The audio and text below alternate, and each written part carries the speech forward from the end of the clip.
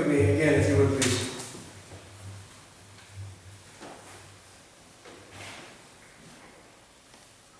God, may the words of my mouth and the meditations of all our hearts be acceptable in your sight. Our rock and our Redeemer. Amen. Grace and peace. Grace and peace. Still in Philippians, so grace and peace. It's just the right way to start a relationship. Remember, as we spoke of last week, Paul seems to think that the secret ingredient to Christian community was, in fact, humility. That if the Philippians were going to survive as a community, or more importantly, if they were ever going to do anything important as a community, that they had to learn to think of others as better than themselves. That phrase, do nothing out of selfish ambition or vain conceit, but in humility, consider others better than yourselves. That's kind of the message that underscores the whole letter. This is it for this friendly letter to the Philippians. But just in case, he seems to say in today's passage, a few of you are beginning to think that you are doing it better than the other people are doing things. You are a little more righteous. The term we might use is works-based righteousness. You might have achieved a little bit more righteousness than anybody else. Just in case you're starting to think that, Paul says, allow me to be clear. I'm better than you. That's basically how this starts. Like all of the things, I'm better than you at them. It's like have y'all seen Good Will Hunting? It's a top 5 movie for me. I love Good Will Hunting. It's this character played by Will Hunting, played by Matt Damon, has this sort of unprecedented mind that just takes in everything. And he's working with this really accomplished professor and working on these mathematical theorems, and at one point Will Hunting has had enough, and he just throws this fit. And I remember he takes these pieces of paper, he says, do you know how easy this is for me? Do you know how much I wish you could do this? He says to this very accomplished professor. I wish you could do this so I didn't have to sit around and explain this to you. And then he lights it on fire and throws it in the fireplace. And in a really sort of sad, kind of pitiful scene, you see this professor in very professorly clothes, sitting on his knees, hands and knees on the floor, trying to put out the fire and salvage these mathematical theorems he couldn't do on himself. Like sitting there, pathetically. This is the scene. Everybody's scrounging for these things that they can't pull off, and Paul's like, do you know how easy this is for me? I'm better at it. I'm better at all of it than you. And then he calls it, what essentially Will Hunting calls it, trash, rubbish, garbage. That's what I feel. That's how I feel about that stuff that you're trying to accomplish. The word he uses, I think we'll have some fun with this, is skubalon. Here's your Greek for the day. Skubalon. Rubbish is the translation we get. I consider it all rubbish. That's a very kind translation. Very kind translation. I think the King James says dung, which is nice, has a nice ring to it. Martin Luther, in his German rendition, I think he used the word Scheiße, which for our German speakers, you recognize how colorful a word that is. For our non-German speakers, you're less offended than our German speakers are right now. Whatever you want to call it, we'll say what was for Paul a merit badge, he now considers manure. I use manure for a few reasons. One, I think it's an accurate translation. And I think Mr. Luther would as well. Two, it starts with an M. And if you are ever in a preaching class, they'll tell you alliteration helps people remember things. So merit, manure. Take that one home. Merit badge, manure. And three, I think manure works well because manure serves as fine fertilizer for whatever comes next. So here's a promise. Promise that you probably have never heard in church before, and that is, God is the great composter.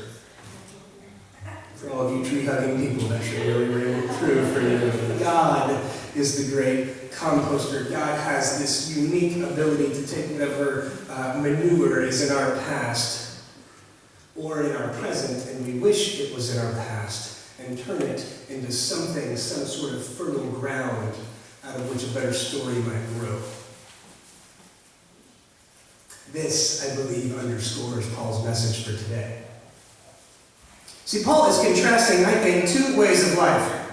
We are built, we are made, we were created, think first two chapters of Genesis, with this need to feel fully alive, to have meaning, to do something important. It is built within us. Ecclesiastes says God has set eternity on the human heart. There's something greater than what we can do, just built within us. It's how God made us. Yet then we have Genesis 3. We often call it the fall. And that is our attempt to make ourselves like God, using the tools that we find around here. And so in that chapter 3, that's in many ways how we broke from that lifeline to God. And we sort of severed a cord to God that was never intended to be severed. The problem is this. We never lost that desire for something important, something great. Eternity never stopped being set on our hearts. It didn't just go away. So we try to fill what Blaise Pascal is known for calling that God-shaped hole in our hearts. Incidentally, something I learned this week, Blaise Pascal never said that. Here's what he actually said. I just want to read this because I think it's sort of beautiful. He says that humans try in vain to fill with everything around them, seeking in things that are not there, the help they cannot find in those that are, though none can help, since this infinite abyss can be filled only with an infinite and immutable object. In other words, God Himself. And so from those beautiful lines we get God-shaped hole, which is less beautiful, frankly, but I think we make a habit of sort of dumbing down big, beautiful ideas. But it works. The fact is this, it works. God-shaped hole. That's what we keep trying to fill. And so that's when idol worship comes in, as a lot of theologians put it. Whatever we can achieve, whatever we can acquire, life becomes this giant dogfight for idols. For things that we can put in our pocket. Because eternity lies in our hearts. And then competition sets in. And anxiety sets in. Because as it turns out, there are only so many idols to go around, you know. So you better make sure you get yours. And Paul says, I got mine. I got all of them. I did it better than anybody. I built my own giant merit badge manure pile. And then here's the interesting thing. He tells us in verse 13, after going through all that, he says, let me read it to you, but this one thing I do, forgetting what lies behind and straining forward to what lies ahead. He tells us to forget what lies behind, and that's what he's doing, which is strange. Here's why that's strange. I don't know if you guys heard verses 4 through 7, but from what I can tell, they were all about his past. And so if he is truly thinking that he has forgotten his past, I guess I just think he's doing it wrong. Because my understanding of forgetting your past would mean you wouldn't spend 4 verses talking about your past. Maybe that's, I don't know. We can ask Carl. He has distinction. I'm sure he could explain it. But I think that he's doing it wrong. Or, possibly, that he has a different way of understanding what it means to forget. You know why people never stop going to Alcoholics Anonymous? People never stop going to Alcoholics Anonymous for a couple of reasons. One, as you will often hear, you are always recovering, never recovered. It is to remind you that you are never in the clear. That you are always just a half step away from falling back into old habits. And so that's one of the reasons you never stop going to Alcoholics Anonymous. But there's another reason. It's because you share your story ongoing. You continue to share your story. And well, perhaps in the past, sharing your story as a recovering alcoholic is an act of shame. It's too fresh, it's too new, it's too embarrassing. You just talk about the bridges that you've burned and the people that you've hurt. But as time goes on, as you practice sobriety year after year, it becomes not an act of public shame to share your story. It becomes an offering of hope. because somebody else is sitting there and they are living their most embarrassing stories. And you were able to say there's life after that. And so instead of feeling like you are at your most vulnerable, you are instilling hope in what are at that moment the hopeless. So maybe Paul means in saying forgetting your past, maybe what he actually means is, I see my past in a whole new way. I can tell you my worst. Remember what he said? I persecuted the church. See, we just blaze by that line like it's no big deal. Let's be clear what that means. I actively sought the murder of humans. That's what he was saying. And not only I sought the murder of humans, but I actively led other people into being murderers also as we dragged people out into the street, and I empowered them to throw rocks at people's bodies and heads until they died. That's what he's saying in there. This is not a story of pride.